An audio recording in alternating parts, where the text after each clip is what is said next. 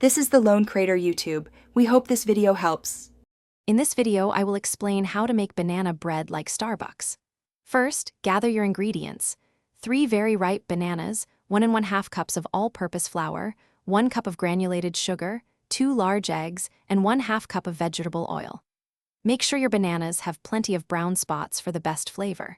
Preheat your oven to 350 degrees Fahrenheit and lightly grease a 9 by 5-inch loaf pan. Now let's get mixing.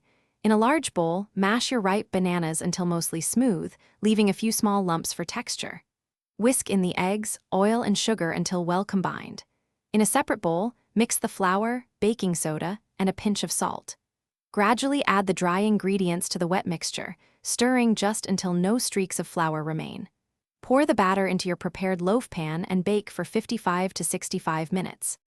For that signature Starbucks taste, don't forget the secret ingredient, 1 teaspoon of pure vanilla extract.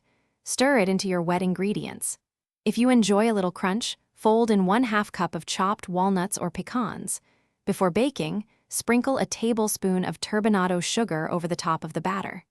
This creates a beautiful, slightly crunchy crust that truly elevates the bread. Once baked, let your delicious banana bread cool in the pan for about 10 minutes. This helps it firm up before you transfer it. Carefully remove the loaf from the pan and place it on a wire rack to cool completely. Patience is key here for perfect slices. You can find the link for Darn Tough Socks and other great deals in the description below. Enjoy your homemade, Starbucks-style banana bread with a cup of coffee or tea. Thanks for watching. Consider subscribing if we helped you.